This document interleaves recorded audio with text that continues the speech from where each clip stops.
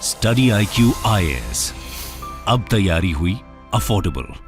नमस्कार दोस्तों आप में से बहुत से ऐसे लोग होंगे जो कि यूपीएससी की तैयारी कर रहे होंगे, एग्जाम देने वाले होंगे, या फिर आप में से कई लोगों ने यूपीएससी की तैयारी कर रखी होगी। अब देखिए, काफी बड़ा मामला सामने आया है। बताया ये जा रहा है कि एक आईएएस ऑफिसर को, यूपी कैडर के आईएएस ऑफिसर को गुजरात के अंदर जो इलेक्शन होना है, आपको पता है 1 और 5 दिसंबर को इलेक्शन होना है, 8 दिसंबर को रिजल्ट आना है।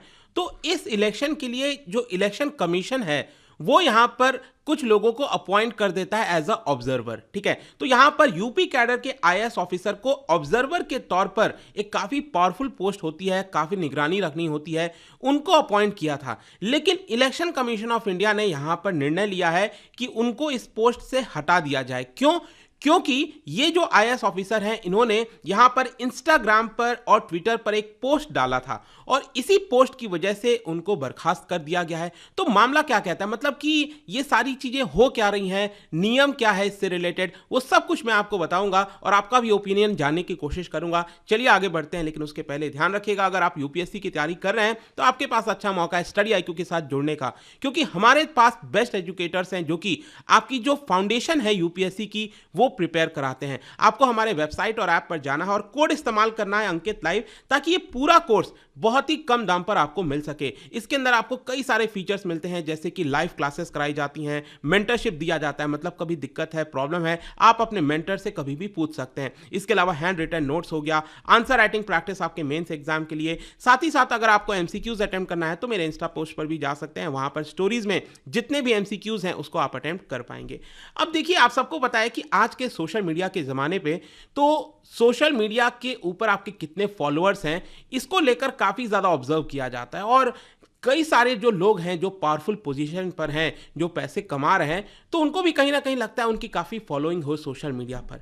तो उसी से रिलेटेड ये पूरा मामला सामने आया है। जैसा कि मैं आपको बता रहा था कि इलेक्शन कमीशन ऑफ इंडिया ने जो आईएएस ऑफिसर है यूपी कैडर के अभिषेक सिंह, उनको जनरल ऑब्जर्वर के पोस्ट से हटा दिया है। अब देखो क्या होता है ना, इलेक्शन कमीशन ऑफ इंडिया की जिम्मेदारी होती है देश भर के अंदर इलेक्शन कंडक्ट कराना। जितने भी स्टेट के इलेक्शन होते हैं, लोकसभा के इलेक्शन होते हैं, वो कराया जाता है।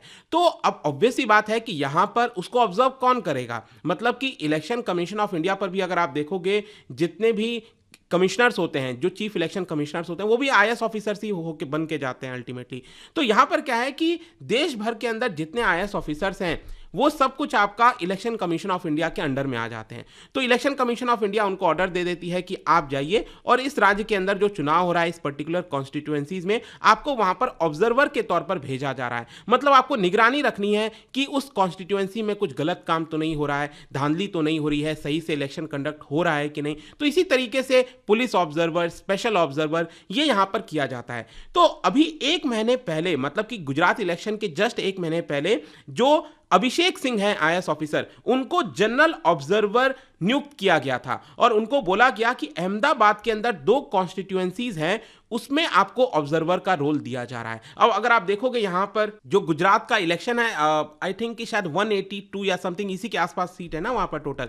तो जो अहमदाबाद डिस्ट्रिक्ट है, अब देखो अहमदाबाद तो एक शहर है काफी बड़ा, लेकिन पूरा डिस्ट्रिक्ट भी कहा जाता है। तो यहां पर अगर आप देखोगे तो इसमें टोटल 20 सीट्स आती हैं, 20 कॉन्स्टिट्यूएंसीज हैं, उसमें से 2 कॉन्स्टिट्यूएंसी है, एक है आपका बापू नगर और असरवा। तो इन 2 कॉन्स्टिट्यूएंसी के लिए अभिषेक सिंह को ऑब्जर्वर के तौर पर नियुक्त किया गया था। लेकिन हुआ क्या कि जब उनको नियुक्त किया गया, अभिषेक सिंह ने सोशल मीडिया के ऊपर, इंस्टाग्राम के ऊपर 2 फोटोज पोस्ट कर दी। मैं आपको फोटोज भी दिखाता हूं। सबसे पहला फोटो ये आप देख सकते हो, यहां पर जो गाड़ी है, जो लाल नीली बत्ती है उसके साथ है। अब आपको पता ही है कि देश के अंदर जो बत्ती है, गाड़ी के ऊपर पहले बत्ती लगती थी आईएएस ऑफिसर्स के, वो ऑलरेडी हटाई जा चुकी है। लेकिन क्योंकि ये इलेक्शन कमीशन की ड्यूटी थी, इसलिए यहां पर वो लगा सकते थे, उसमें कोई दिक्कत नहीं है। लेकिन यहां पर आप देख सकते हो गाड़ी के ऊपर बड़ा सा ऑब्जर्वर लिखा हुआ है, क्रिस्टा गाड़ी है। तो ये पहला पोस्ट था, उन्होंने यहां पर डाला। फिर सेकंड पोस्ट में आप देख सकते हो 4 लोग खड़े हैं, यहां पर एक सिक्योरिटी गार्ड भी है, जो कि सभी लोग इस पिक्चर के अंदर स्माइल कर रहे हैं। तो ये दो फोटोज यहां पर उनके द्वारा डाले गए थे। और मैं आपको बता दूं कि जो अभिषेक सिंह हैं उन्होंने सोशल मीडिया पर अपनी प्रोफाइल जो है वो पब्लिक सर्वेंट लिख रखी है, एक्टर भी लिख रखा है। जी हाँ, मैं आपको आगे बताऊंगा एक्टर आखिरकार क्यों लिखा हुआ है, सोशल एंटरप्रेन्योर लिखा हुआ है, स्टबर्न ऑप्टिमिस्ट बहुत ज्यादा पॉजिटिव रहते हैं, उन्होंने अपने बारे में लिखा हुआ है। लेकिन ये जो दो पोस्ट किया गया उसके 24 घंटे के अंदर ही, क्योंकि काफी वायरल हो गया था ये पोस्ट, अगर आप देखोगे ना तो इनफैक्ट मैं भी जब ट्विटर देख रहा था तो यहां पर उनका पोस्ट मेरे टाइमलाइन पर दिखा था, तो काफी वायरल हो गया था ये पूरा फोटो। लेकिन कहीं ना कहीं इलेक्शन कमीशन ऑफ इंडिया को ये बात बिल्कुल पसंद नहीं आई और उन्होंने, देखिए, इलेक्शन कमीशन ऑफ इंडिया ने कहा, क्या कहा कि Abhishek Singh had used Instagram for sharing his posting joining as general observer and had used his official position as a publicity stunt. तो इलेक्शन कमीशन ऑफ इंडिया ने कहा है कि उन्होंने अपनी जो पोजीशन है फोटो के माध्यम से पब्लिसिटी स्टंट करने का इस्तेमाल किया है। इसकी वजह से हम उनको इमीडिएट बेसिस पर जो उनकी ड्यूटी है उससे रिलीव करते हैं। तो कहीं ना कहीं मीडिया के अंदर सोर्सेज के माध्यम से खबर यह चल रहा है कि इलेक्शन कमीशन ऑफ इंडिया ने ये जो एक काफी सीरियस व्यू लिया है इस चीज को कि आखिरकार कोई भी जो ऑफिसर है क्या वो इस तरह से चीजों को फ्लॉन्ट कर सकता है, मतलब ऐसा इलेक्शन कमीशन ऑफ इंडिया का सोचना है। लेकिन देखिए इसकी वजह से तुरंत इंपैक्ट क्या आया। अब देखिए वो काफ़ी ज़्यादा सोशल मीडिया पर एक्टिव रहते हैं, मैं अभी आपके उनके बारे में और बताऊंगा तो चीज़ें आपको पता चलेंगी। लेकिन यहाँ पर इमीडिएट इंपैक्ट ये आया कि ऑफिसर को वहाँ से वो जो कॉन्स्टिट्यूएंसी है जिसका रोल दिया गया था वो वहाँ से तुरंत जाने को बोल दिया गया। बोला गया कि जो आपका ओरिजिनल कैडर है, यूपी कैडर, आप वहाँ पर वापस जाइए। उनको जो फैसिलिटीज़ दी गई थी गुजरात के अंदर, जो गाड़ी थी, सब कुछ तुरंत इमीडिएट बेसिस पर उनसे ले लिया गया। तो ये इंपैक्ट तुरंत देखने को मिलेगा। लेकिन जैसे ही इलेक्शन कमीशन ऑफ इंडिया का ये आता है कि आपको रिलीव किया जाता है ड्यूटी से, उसके बाद आप देख सकते हो यहां पर सफाई भी आई है। जो अभिषेक सिंह है उन्होंने सफाई दिया है और सबसे पहले तो ये कहा है कि जो डिसीजन है इलेक्शन कमीशन ऑफ इंडिया का उसको मैं पूरे ह्यूमिलिटी से एक्सेप्ट करता हूं। लेकिन उसके साथ साथ उन्होंने एक और चीज कहा, उन्होंने ये कहा कि मुझे नहीं लगता कि इस पोस्ट में कोई गलत काम हुआ है। एक पब्लिक सर्वेंट हूं मैं, जिन्होंने पब्लिक मनी से जो पैसा है, जो गाड़ी है, उसको मैंने पब्लिक के सामने रखा है। जो मेरी ड्यूटी थी उसको मैंने पब्लिक को बताया है कि ये मेरी ड्यूटी है। मुझे यहां पर किसी प्रकार का पब्लिसिटी स्टंट देखने को नहीं मिलता। तो अभिषेक सिंह एक प्रकार से इलेक्शन कमीशन का जो निर्णय था उसको एक्सेप्ट भी किया ह्यूमिलिटी से, लेकिन साथ साथ ये भी सफाई दे दिया कि मैं यहां पर कोई पब्लिसिटी स्टंट नहीं कर रहा था। लेकिन आपके मन में यहां पर कहीं ना कहीं क्वेश्चन आएगा कि रूल्स क्या कहता है। देखो यहां पर अभी रूल्स कोई एकदम क्रिस्टल क्लियर नहीं है कि एग्जैक्टली क्या होना चाहिए, किस बेसिस पर होना चाहिए। लेकिन आपको समझना है कि ये जो पूरा काम है वो इलेक्शन कमीशन ऑफ इंडिया के द्वारा दिया गया था, तो अल्टीमेट डिसीजन ईसीआई का ही होता है। अगर आप रूल बुक देखोगे तो उसमें यह कहा गया है कि जो ऑब्जर्वर्स हैं वो किसी भी प्रकार का मीडिया इंटरैक्शन नहीं कर सकते। अब देखिए रूल में मैंने आपको क्या बोला, किसी प्रकार का मीडिया इंटरैक्शन नहीं कर सकते। तो नॉर्मली जब हम मीडिया की बात करते हैं तो जो प्रिंट मीडिया हो गया, जो टीवी न्यूज़ चैनल्स हो गए, उस तरह के मीडिया की बात आती है। यहां पर स्पेसिफिकली कोई सोशल मीडिया करके चीज़ें नहीं लिखी गई हैं, क्योंकि सोशल मीडिया एक प्रकार से ज़्यादातर पर्सनल माना जाता है। आप उसमें यहाँ पर चीज़ों को, फोटोज़ को डालते हो, इंस्टाग्राम काफ़ी ज़्यादा आजकल फेमस हो गया, राइट।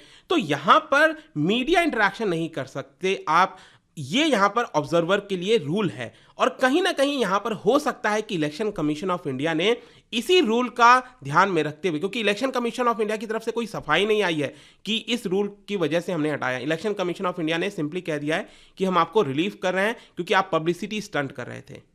बट जैसा कि मैंने आपको बताया कि यहां पर जो रूल कहता है वो यह है कि आप मीडिया इंटरैक्शन नहीं कर सकते, और कहीं ना कहीं इसी का बहुत ही कड़ा जो संज्ञान है वो इलेक्शन कमीशन ऑफ इंडिया ने लिया। लेकिन मैं आपको बता दूं कि ऐसा नहीं है कि हमेशा इलेक्शन कमीशन ऑफ इंडिया ये स्टेप लेता है, ये बहुत ही एक्सट्रीम स्टेप हुआ है। अभी कई बार हमने ये भी देखा है कि बहुत सारे ऐसे आईएएस ऑफिसर्स होते हैं जो कि सोशल मीडिया पर अपने पोस्टिंग के बारे में डालते हैं। कई सारे ऐसे ऑब्जर्वर्स हैं जिन्होंने अपना लिखा है सोशल मीडिया पर कि मैं इस पर्टिकुलर कॉन्स्टिट्यूएंसी का ऑब्जर्वर नियुक्त किया गया हूं। लेकिन मे भी हो सकता है कि जिस तरीके से यहां पर डाला गया था, गाड़ी थी यहां पर, तो हो सकता है इलेक्शन कमीशन ऑफ इंडिया को ऐसा लग रहा हो कि पावर को दिखाने की कहीं ना कहीं कोशिश हो रही है। आपका क्या विचार है इसको लेकर, आप बता सकते हो। लेकिन यहां पर मैं आपको कुछ और इंपॉर्टेंट चीज बताता हूं। जो आईएएस ऑफिसर हैं अभिषेक सिंह, उन्होंने यूपीएससी क्रैक किया था 2011 में, 94th रैंक उनकी आई थी। लेकिन क्या आपको पता है कि उनकी जो धर्म पत्नी है, उनकी जो वाइफ है, वो हैं आईएएस ऑफिसर दुर्गा शक्ति नागपाल। क्या आपको याद आया? दुर्गा शक्ति नागपाल बहुत से लोगों को याद होगा, जो सैंड माफिया है उनके खिलाफ कदम उठाने पर यहाँ पर काफ़ी ज़्यादा चर्चा में आई थी। वो भी यूपी कैडर से हैं। नोएडा के पास यहाँ पर कई सारी चीज़ें ऐसी हुई थी जिसको लेकर वो बहुत ज़्यादा सुर्खियों में बनी थी। वो भी काफ़ी हाई प्रोफाइल आईएएस ऑफिसर मानी जाती हैं।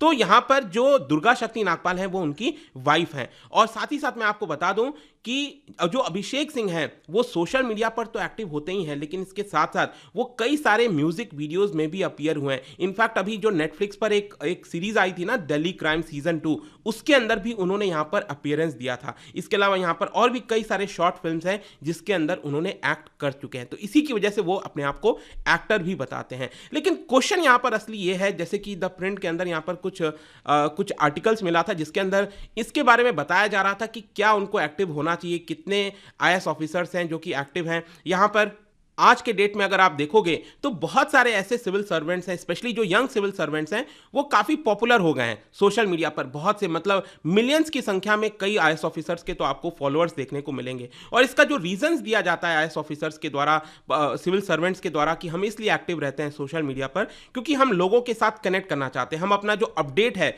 वो देना चाहते हैं। लेकिन कुछ आईएएस ऑफिसर्स का कहना होता है कि देखिए, जो गवर्नमेंट के द्वारा स्कीम्स लाई जाती हैं, हम चाहते हैं कि वो हर एक आम नागरिक तक पहुंचे, और इसी की वजह से हम यहां पर सोशल मीडिया पर एक्टिव रहते हैं। लेकिन कुछ ऐसे सीनियर ऑफिसर्स हैं जिनका मानना है कि ये चीजें गलत हो रही है। जिस प्रकार से आईएएस ऑफिसर्स इंस्टाग्राम का इस्तेमाल कर रहे हैं पब्लिसिटी सीकिंग करने के लिए, जो प्रिंसिपल है सिविल सर्विसेज का, कहीं ना कहीं वो वायलेट होता है। और जैसे कि आप देख सकते हो, for example doctor SY Qureshi, वो भी आईएएस ऑफिसर हैं, रह चुके हैं 1971 बैच के। इनफैक्ट वो खुद जो है चीफ इलेक्शन कमिश्नर भी थे भारत के, जो है, ठीक है। तो उन्होंने यहां पर कहा कि there is a fine line between charismatic public official. आप लोगों के लिए काम करते हो, कैरिस्मेटिक बन जाते हो, वो एक अलग चीज है। लेकिन अगर आप लगातार अटेंशन सीख करने की कोशिश करते हो सोशल मीडिया के माध्यम से, तो ये गलत है। जैसे कि उन्होंने एग्जांपल बताया कि एक आईएएस ऑफिसर हैं जो अपना क्लोथ्स हर दिन 4 से 5 बार बदलकर उसको इंस्टाग्राम पर पोस्ट डालती हैं। उनको लगा कि वो कोई फैशन मॉडल है, लेकिन पता चला वो आईएएस ऑफिसर है। तो ये सब कुछ आपको देखने को मिलता है। दोस्तों, आपका क्या ओपिनियन है इसको लेकर? इससे रिलेटेड जो भी जानकारी थी वो तो मैंने बता दिया, लेकिन सभ्य तरीके से आप भी कमेंट में बता सकते हैं कि एग्जैक्टली आप क्या सोचते हैं इसको लेकर। डेफिनेटली आपके सभी ओपिनियंस यहाँ पर स्वागत किए जाएंगे और लोगों को भी जानने को मिलेगा।